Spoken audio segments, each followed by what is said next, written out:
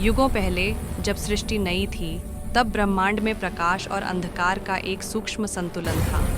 परंतु जब यह संतुलन टूटा, तब जन्म हुआ अंधकार के अधिपति अंधकासुर का। वह पाताल लोक की गहराइयों से उठा और उसने प्रतिज्ञा ली, मैं धरती से हर किरण, हर प्रकाश को मिटा दूंगा। कोई सूर्योदय नहीं होगा, कोई जीवन नहीं बचेगा। धीरे धीरे उसका अंधकार पूरे आकाश में फैल गया। पहले तारे गायब हुए, फिर चंद्रमा का उजाला बुझ गया। अंततः सूर्य का तेज भी मद्धम पड़ गया। धरती डूब गई एक गहरे भयावह अंधकार में। देवता व्याकुल हो उठे। इंद्र ने अपनी सभा बुलाई। उन्होंने कहा, अगर सूर्य न रहा तो सृष्टि का क्या होगा? वरुण बोले, प्रकाश के बिना जीवन असंभव है। वायु ने कहा, हमें ब्रह्मा जी से उपाय पूछना होगा। सभी देवता ब्रह्मलोक पहुँचे। ब्रह्मा जी ने ध्यान खोलते हुए कहा, प्रकाश का अवतार धरती पर जन्म लेगा। वह होगा सूर्य देव का अंश। उसका नाम होगा आदित्य। वही इस अंधकार का अंत करेगा। समय बीता और एक दिन पृथ्वी पर एक तेजस्वी किरण गिरी। वहां जन्म हुआ एक दिव्य बालक का। उसका शरीर प्रकाश से दमक रहा था। लोगों ने कहा, यह कोई साधारण बालक नहीं, यह तो स्वयं सूर्य का पुत्र है, आदित्य। बालक आदित्य अत्यंत तेजस्वी था, पर विनम्र। वह जंगलों में तप करता, अग्नि के मध्य ध्यान लगाता। उसका लक्ष्य था प्रकाश की शक्ति को प्राप्त करना। इधर अंधकासुर का अंधकार दिन ब दिन बढ़ता गया। धरती पर वृक्ष मुरझा गए, नदियाँ सूखने लगीं और पक्षी मौन हो गए। देवता निराश हो गए। तभी एक दिन आदित्य ने देखा, आकाश से धरती तक फैला हुआ एक काला धुआं। उसे झांत हो गया, यही है अंधकासुर का जाल। वह उठा और बोला, जब तक मैं हूँ, प्रकाश कभी नहीं मिटेगा।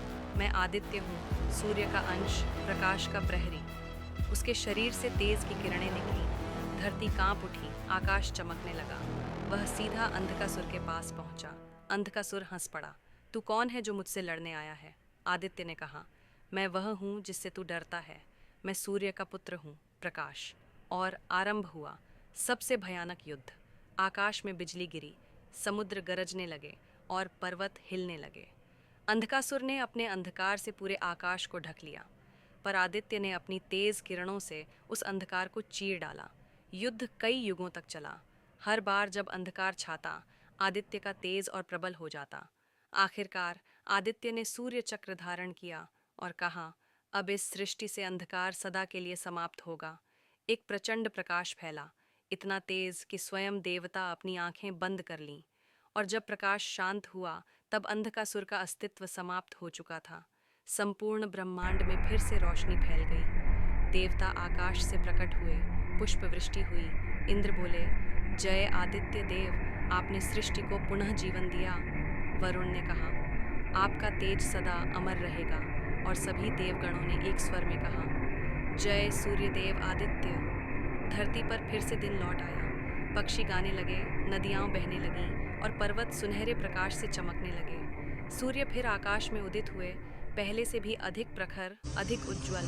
और तब एक दिव्य वाणी गूंजी, जब भी अंधकार बढ़ेगा, जब भी सृष्टि संकट में होगी, मैं लौटूंगा, प्रकाश बनकर, जीवन बनकर।